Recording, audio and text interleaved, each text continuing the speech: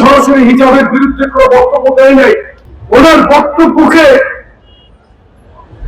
অপপ্রচার এবং মিথ্যা খণ্ডিত মিথ্যাচার করে প্রতিষ্ঠাতা শহীদ রাষ্ট্রপতি জিয়াউর রহমান, তিনি বাংলাদেশের সংবিধানের আইন সংশোধন করেছিলেন, সেই দলের কোনটা ইসলাম বিরোধী কোনো কাজ করতে পারে না, এটা আমি বিশ্বাস করি।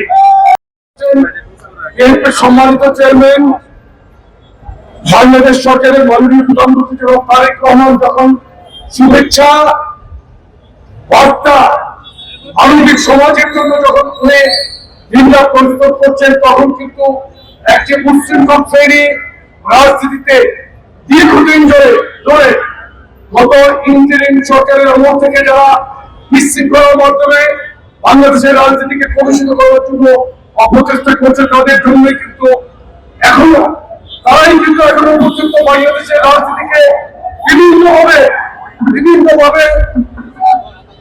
তারা রাজনৈতিক পরিবেশকে ঘোরাবি করার চেষ্টা করছে।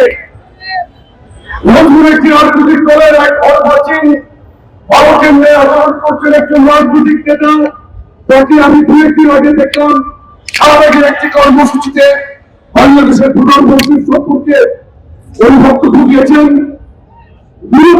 সম্মানজনক ভাবে সে কিন্তু কোনো বক্তব্য দিচ্ছেন না।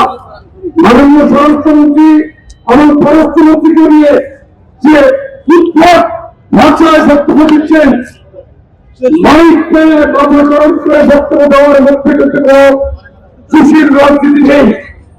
রাজনীতি কিন্তু করতে হবে দীর্ঘদিনের চলছে। আমরা রাজনীতি করছি বাংলাদেশে, আমার রাজনীতির বয়স প্রায় 40 বছর। আমরা কোনদিন রাজনীতির মাঝে কোনদিন অরাজনৈতিক বক্তব্য দিয়ে অন্য দলের কোন রাজনৈতিক নেতার সম্পর্কে উচ্ছৃঙ্খল কিংবা বেয়াদবিমূলক কথা বলে কিন্তু আমরা রাজনীতি মাঠ গ্রহণ করার জন্য চেষ্টা করি না। পার্লামেন্টে আমাদের একজন সম্মানিত সাংসদ উনি একটি খোলামেলা কথা বলেছেন। প্রথমে উনি কিন্তু সরাসরি হিজাবের বিরুদ্ধে কোনো বক্তব্য দেয় নাই। আমি ওনার বক্তব্য শুনেছি। ওনার বক্তব্যকে অপপ্রচার এবং মিথ্যা খণ্ডিত মিথ্যাচার করে বলছে যে হিজাবের বিরুদ্ধে বলছে। উনি কোন জায়গায় কিন্তু উনি হিজাবের প্রসঙ্গ আনেন নাই। উনি কি বলছেন, আপনাদের কাছে কিন্তু ডকুমেন্ট আছে, ভিডিও ডকুমেন্ট আছে, সংসদে আছে, আপনারা দেখেন। ওনার বক্তব্যকে মাঝে এটা সারা বাংলাদেশের জেলা পর্যায়ে তারা তাদের ছাত্র সংগঠনকে দিয়ে উস্কানিমূলক বিভিন্ন কর্মসূচি তারা পালন করলো। দেখেন, আমরা কিন্তু আপনাদের কাছে খন্ড করার জন্য আজকে উপস্থিত হয়েছি।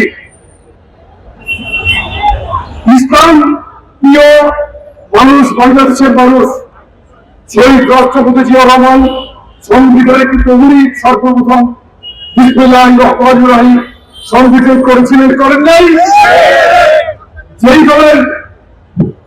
যেই দলের প্রতিষ্ঠাতা শহীদ রাষ্ট্রপতি জিয়াউর রহমান, তিনি বাংলাদেশের সংবিধানে বিসমিল্লাহির আইন সংশোধন করেছিলেন, সেই দলের কোনটা ইসলাম বিরোধী কোনো কাজ করতে পারে না, এটা আমি বিশ্বাস করি।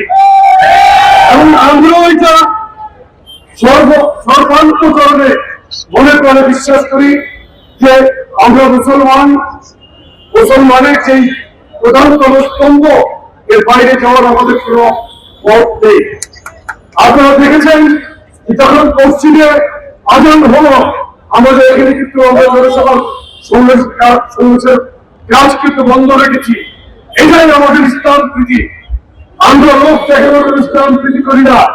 আমি তথাকথিত যে সমস্ত নেতৃবৃন্দ মাঠ গ্রহণ করে জটিল বক্তব্য দিয়ে বেয়াদবি করে বাংলাদেশের রাজনীতিতে প্রতিষ্ঠিত হতে চায়, যুবদলের সভাপতি হিসাবে আমি কেন নাম উল্লেখ না করে বলছি, এই দলের সস্তা রাজনীতি বিষয় আপনারা পরিহার করুন, সুস্থভাবে রাজনীতিতে ফিরে আসুন। আমাদের প্রিয় নেতা জনাব তারেক রহমানের বিরুদ্ধে অন্যায় ভাবে অশালীন উক্তি করলে, কোন মন্তব্য করলে কিন্তু আমাদেরও ধৈর্যের ভাব ভেঙে যাবে। আমরা আমাদেরও কিন্তু সংগঠন, যুবক সংগঠন, যুব দলের সংগঠন, আমরাও কিন্তু মাঝে সাংগঠনিক ভাবে সকলকে মোকাবেলা করবো। আমরা সংগঠনের সাথে আমাদের নেতা পার্লামেন্টে পাইনি, কিন্তু বিরোধীদেরকে উনি কিন্তু সম্বোধন করছেন, সেটা ধারাবাহিকতায় আমরা কিন্তু সেভাবেই কিন্তু আমরা কথা বলছি। কিছুদিন আগে সোশ্যাল মিডিয়ায় দেখলাম আপনার জামাত শিবিরের সমর্থিত একজন অ্যানালিস্ট, তিনি বক্তব্য নিয়ে আসেন মাঝে মাঝে সোলাইমান, তবে একজন সোশ্যাল মিডিয়াতে বলছেন জামাত সম্পর্কে, জামাতের নেতাদের সম্পর্কে। আমরা কিন্তু সেটা শুনতে পেয়েছি। আমরা কিন্তু এই বক্তব্য নিয়ে কিন্তু আমরা ভোট বাইনের মতো গুরুত্বদের মতো কিন্তু আমরা কোনো আচরণ করছি না। আমাদের রাজনীতি প্রকাশ্য রাজনীতি, আমাদের বক্তব্য প্রকাশ্য। নেতৃবৃন্দ এবং ভাষা রাজনীতি করছেন, তাদের প্রতি আমরা সজাগ থাকার আহ্বান জানিয়ে একটি কথাই বলবো, আগামী দিনের রাজনীতিকে যারা খোলা পানিতে মাছ স্বীকার করতে চায় তাদের প্রতি আমাদের বার্তা, তুমি উচ্ছৃঙ্খলতা করে রাজনীতির মতকে নিয়ন্ত্রণে দিতে পারবেন না। আমাদের ছোট জনগণ আছে, আমাদের ছোট যুব সমাজ আছে, আমরা প্রত্যেককেই কিন্তু রাজনৈতিক ভাবে মোকাবেলা করবো। আগামীতে সকলকে সুস্থ রাজনীতিতে আহ্বান জানিয়ে আমরা আমাদের